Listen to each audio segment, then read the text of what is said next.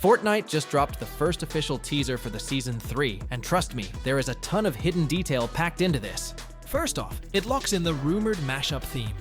We're getting a Summer Meets Wasteland Bandits vibe. The crew is pictured on a massive yacht. Pair this with that final event trailer scene where the island literally fractures and creates massive waterfalls. And it's pretty obvious we're diving into a map with way more water than we've seen lately. As for my hot take on the Battle Pass overall, honestly, I'm okay with it. Epic definitely took some massive design risks, and I'm always down for them swinging for the fences as long as it doesn't break the actual gameplay. It's definitely not flawless, but we'll get into the gritty details character by character. Let's start with the skin that has the most hype right now, the Sprite. We first got a glimpse of this character back in Chapter 6, and now he's back rocking a heavy mech suit with an insane amount of customization. The teaser alone showcases 3 distinct armor styles, and that Samurai Red variant is absolute fire. The biggest shocker has to be the variant modeled after the 7. It looks incredibly clean. The real lore question here is why he has this style and what his tie-in to the team actually is. We're already getting a solid lineup of colors, and while the original concept art survey outfit might still make the cut, it's looking like they swapped it out for the versions we see here. For his harvesting tool, we have confirmation on this slick sword right here. We also got a peek at his arsenal for next season. He's holding the Foundation's MK7 assault rifle, meaning that weapon is sticking around for another season. But the real star of the show is this crazy triple-barrel shotgun he's flexing. The coolest mechanic with this character stems from him being a sprite. The teaser confirms that the entities inside the mech suits are separate styles. This means you can mix and match different armor sets with the specific spirits piloting them. On top of that, you'll encounter these sprites roaming wild around the island. At bare minimum, we're getting the return of the Slurp sprite and the Air one from Chapter 6. They'll likely function exactly like they used to, giving us easy map rotation and free shields. Moving on to the fresh faces, we have this Rock and Stone Storm variant. Just a heads up for all these upcoming sprites.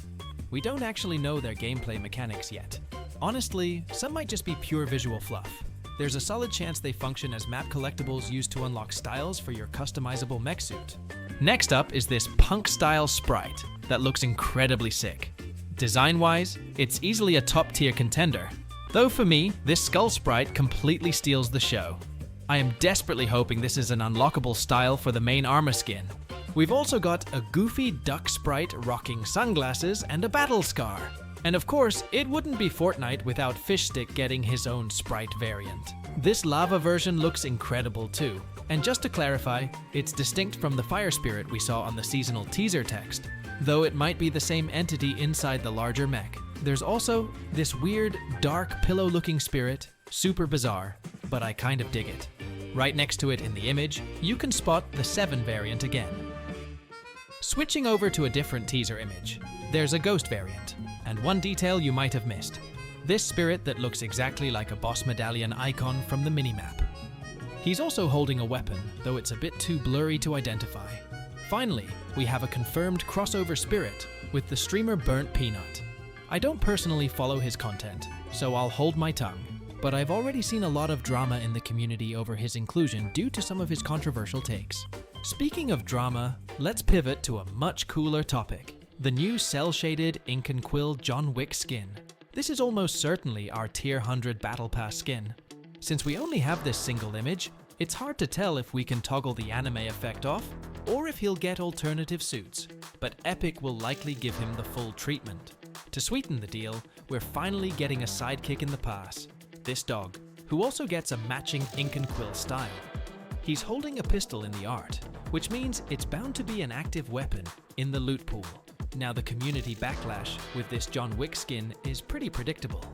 Anime cel shading is already a polarizing style, and at the end of the day, it's a remake of a classic OG skin. This pass is heavy on the remixes. For example, many of you know the item shop skin PJ. She's getting a major redesign here. Her inclusion sparked some debate too, because her leaked loading art looked absolutely phenomenal, but her actual Battle Pass model looks a bit toned down and standard for Fortnite. One major thing to look out for is the weapon resting by her leg. That is the rift pistol that Agent Jones used during the Chapter 2 finale event. Our other major remix is Dr. Sloan. We knew she was slated for a comeback, and she's officially taking up a Battle Pass slot. The controversy here is that if this is her only style, it's a massive downgrade from the original. However, I'm holding out hope that just like Chapter 2 Season 7, she'll feature multiple progressive styles, essentially giving us a 3-in-1 skin. Right next to her is the most talked about skin in the entire pass. This design is a total curveball for Fortnite's usual aesthetic, but I am absolutely obsessed with it. It's incredibly rare for Epic to drop a skin with this specific vibe. The blend of tattoos and that leopard print jacket is top tier. If she gets solid alternative styles, she's hands down the best skin in the pass. Look closely at her hand, and you can see she's bringing back the classic submachine gun. Plop in the dead center of the lineup is our meme skin, this hilarious duck. It cracks me up even if it's nowhere near my favorite skin in the pass. I have a feeling this outfit is just one of many ridiculous styles we'll be able to unlock for him. The only other noteworthy detail is the pistol he's sporting. Let's wrap things up with the final two characters. Lore-wise, these two are definitely working for the last reality under the Dark Voyager. This girl's skin is a locked-in lock. You can literally see the cube energy fragments floating off her shoulders. Her harvesting tool is a clean energy sword. And while she has a pistol holstered on her belt, it's up in the air whether it's a usable new weapon or just a cosmetic detail. Her design is incredibly sharp, and I can't wait to see her variants.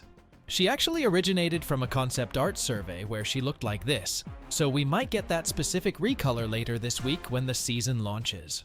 Finally, we have her partner, who gives off massive Winter Soldier vibes. In reality, his design seems directly tied to the Cerberus skin. It's not just the helmet design. He has a literal Cerberus logo stamped on his metallic arm, and a 3-headed dog tattoo on the other. I'm theorizing he has a direct connection back to the Myths and Mortals season. I'm positive he'll get plenty of color variants, which is the bare minimum I expect from this pass, except for John Wick. I'm also crossing my fingers that his helmet is removable, so we can see who's underneath. He's holding an assault rifle that features the exact same design language as the Voyager's new shotgun from this season. Further proof that these two are high-ranking soldiers for the last reality. Having these two in the pass guarantees that the overarching storyline is going to heavily focus on the Dark Voyager and his invading army.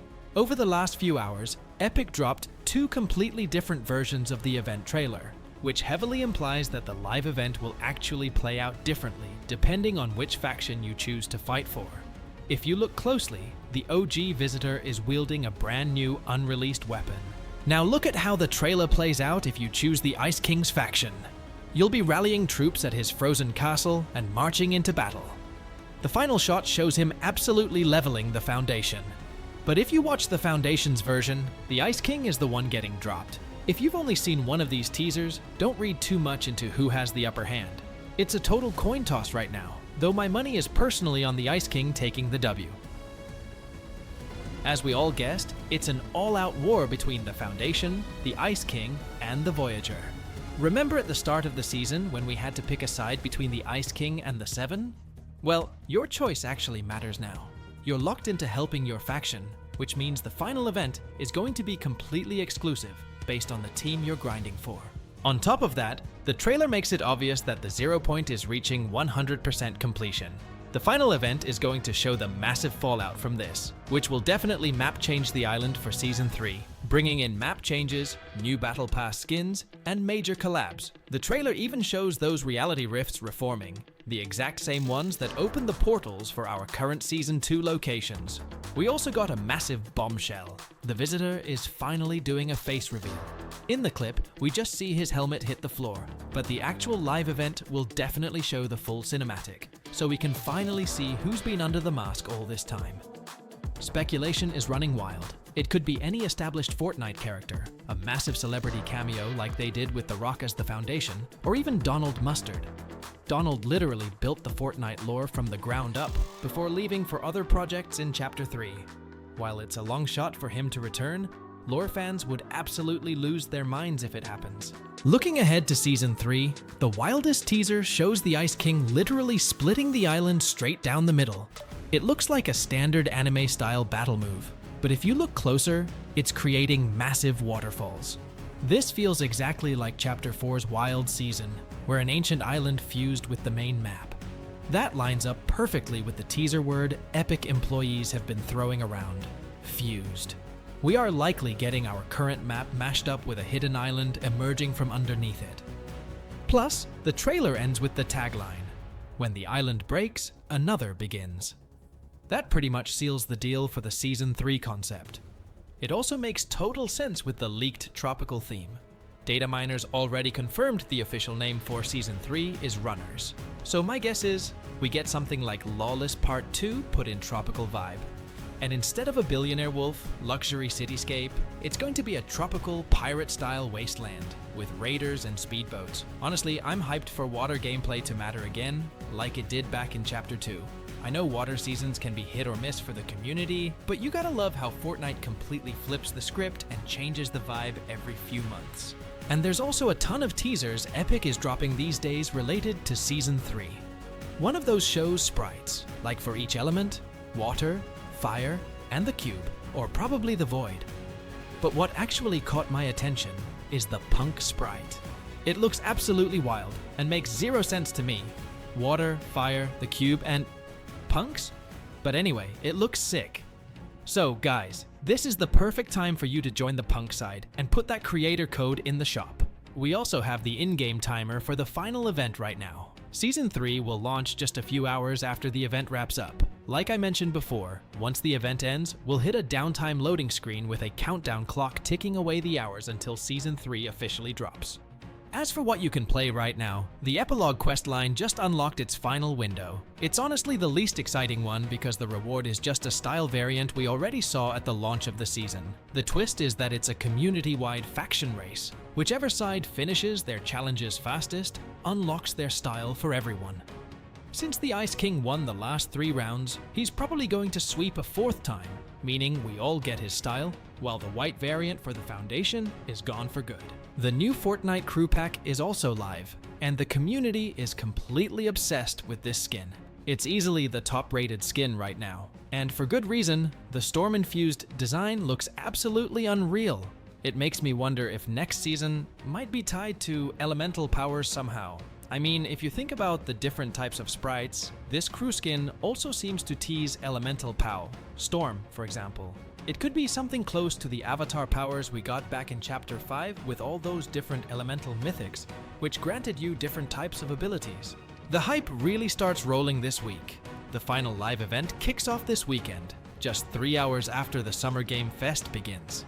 The Summer Game Fest host even teased the Fortnite event announcement, so expect the first official Season 3 cinematic trailer to premiere during that showcase, right before the live event starts. For now, let's check on everything we know about Season 3. The entire snow biome will melt away, which is crazy since it was the main focus of Season 2. If that happens, it probably means the Ice King loses the massive Super Bowl level showdown we're expecting in the live event. They also revealed we're getting an exclusive event experience based on the team we pick. It's gonna hit totally different depending on whether you're rocking with the Ice King or backing the Foundation. This makes it crystal clear to me that we are about to witness the absolute biggest, most insane war we've ever experienced in Fortnite history. To make sure you can enjoy it to the absolute fullest, let me first break down why we're going to stand face to face in this ultimate showdown. Right at the jump of the season, we already found the rock completely frozen solid at the hands of the Ice King. That kicked off a non-stop beef, and it's not just a one-on-one showdown anymore. Their squads have been growing like crazy as Season 2 has rolled along. On the Ice Kingdom side, you've got the Lady Windfrost, who has been riding for the king since day 1. She's also got 2 sisters, though we still don't know if they're gonna step up to defend the Ice King or not. Then you've got Squibbly, who was the second to last recruit to join. The king was really trying to get the whole Squid family on his side, so he promised their leader general power over the forces. Squibbly basically took that as exclusive power to completely wipe out Fishstick, since he was the snitch who ruined his entire world. And the absolute newest recruit for now is Dasha, who used to work for the Imagined Order. She absolutely despises the Seven and happens to be ex-friends with Jules, which brings us right over to the Foundation side of things. See, the leader of the Seven is trying to get the whole band back together, starting with the Order, Hope, Jones, and the OG Reality Visitor. During the season, Jules also hopped on board with her elite squad, which includes at least Daigo and Zadie. Plus, they've got some massive collab groups on their side like Overwatch and Bugs Bunny. Yeah, Bugs Bunny. Obviously, as players, we're picking sides too, but I'm telling you right now that all these squads are basically side quests compared to the real main storyline they're cooking up for us in Chapter 7. While we're all distracted by this pointless war between two dudes who just flat out hate each other, the actual main villain has been low-key gathering 0-point fragments from different realities to stack up an unimaginable amount of power.